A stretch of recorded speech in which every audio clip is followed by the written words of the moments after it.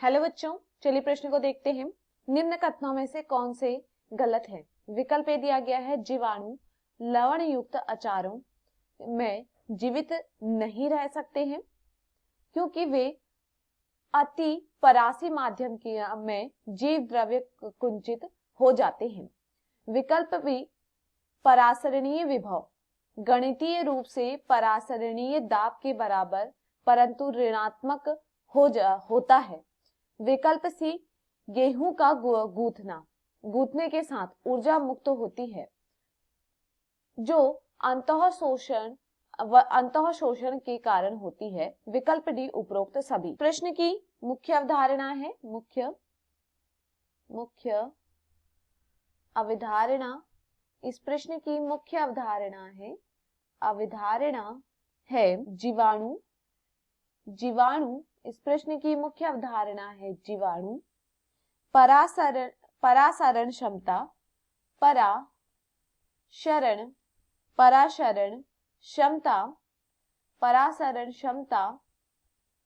क्षमता तथा अंतः शोषण। देखिए, अगर हम बात करें यहाँ पर सर्वप्रथम जीवाणु के विषय में, तो देखिए जीवाणु क्या होते हैं। नमकीन अचार में जो जीवाणु होते हैं वह जीवित नहीं रहते हैं। जो नमकीन अचार होता है, नमकीन अचार में जीवाणु जीवित नहीं रहते हैं। जीवाणु क्या होते हैं? यह जीवित नहीं होते हैं, यह जीवित नहीं रहते हैं। इसका कारण क्या है? देखिए, क्योंकि क्या होता है, ये क्या होता है, अति परासी माध्यम में जीव द्रव्य अपघटित हो जाते हैं। क्योंकि क्या होता है, यह अति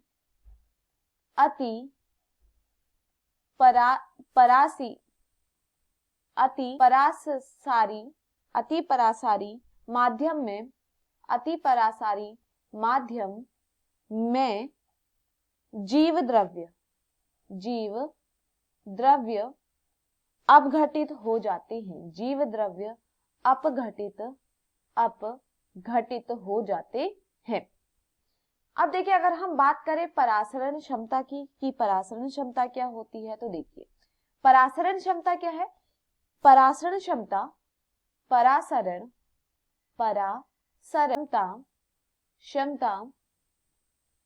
संख्यात्मक रूप से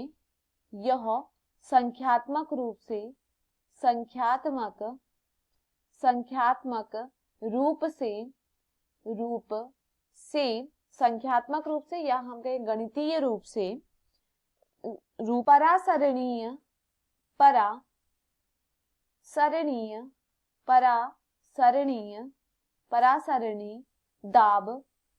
परासरणी दाब के बराबर है। दाब के क्या होता है, यह बराबर होता है। परंतु यह क्या होता है, संकेत में क्या होता है, यह ऋणात्मक होता है। परंतु यह क्या होता है, यह संकेत में यह क्या होता है, नकारात्मक होता है। यह क्या होता है, नकारात्मक होता है।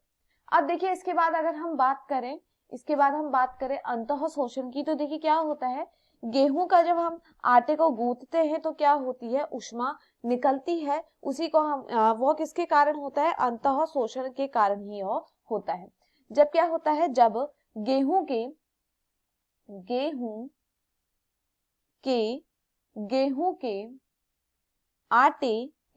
के आटे को गूंथते हैं, या फिर गूंथने के साथ क्या होता है, गेहूं के आटे को गूंथने के साथ ऊष्मा भी क्या होती है, निकलती है। यहाँ पर क्या होती है, ऊष्मा निकलती है, जो क्या करती है, जो अंतः शोषण का कारण होती है। जो किसका कारण होती है, अंतः शोषण का कारण होती है। अंतः शोषण के कारण होती है, या हम कहें अंतः शोषण के कारण होती है। तो देखिए, यहाँ पर प्रश्न में क्या पूछा गया है, निम्न कथनों में से कौन से कथन गलत है? विकल्प ए दिया गया है, जीवाणु लवण युक्त अचारों में जीवित नहीं रह सकते हैं, यह सही है, क्योंकि वे अतिपरासी माध्यम में जीव द्रव्य कुंचित हो जाते हैं। तो देखिए वह क्यों नहीं रहते? क्योंकि वह अतिपरासी माध्यम में जीव द्रव्य अवघटित होते, तो ये यहाँ पर क्या होता है? गलत होता है। देखिए विकल्प बी क्या दिया गया है कि परासरणी विभव गणितीय रूप से परासरणी दाब के बराबर परंतु ऋणात्मक होता है। तो देखिए जो परासरण क्षमता होती है वह क्या होती है? गणितीय रूप से क्या होती है? परासरणी दाब के बराबर होती है, परंतु संकेत में क्या होती है? वो नकारात्मक या हम कहें ऋणात्मक होती है। तो यह भी यहाँ पर क्या होता है? गलत होता है। विकल्प सी दिया गया है, गेहूं का आटा गूंथने के साथ ऊर्जा मुक्त होती है, जो अंतः शोषण का कारण है। तो देखिए जब गेहूं का आटा गूंथता है तो उसके साथ क्या होती है? उसके साथ क्या होता है कि जो ऊष्मा होती है वह निकलती है, जो कि किसका कारण होती है? अंतः शोषण का कारण होती है। तो ये भी यहाँ पर गलत होता है। तो दिए हुए विकल्पों में हमारा सही विकल्प है विकल्प डी, उपरोक्त सभी। मैं आशा करती हूँ आपको ये समझ में आया हो। धन्यवाद।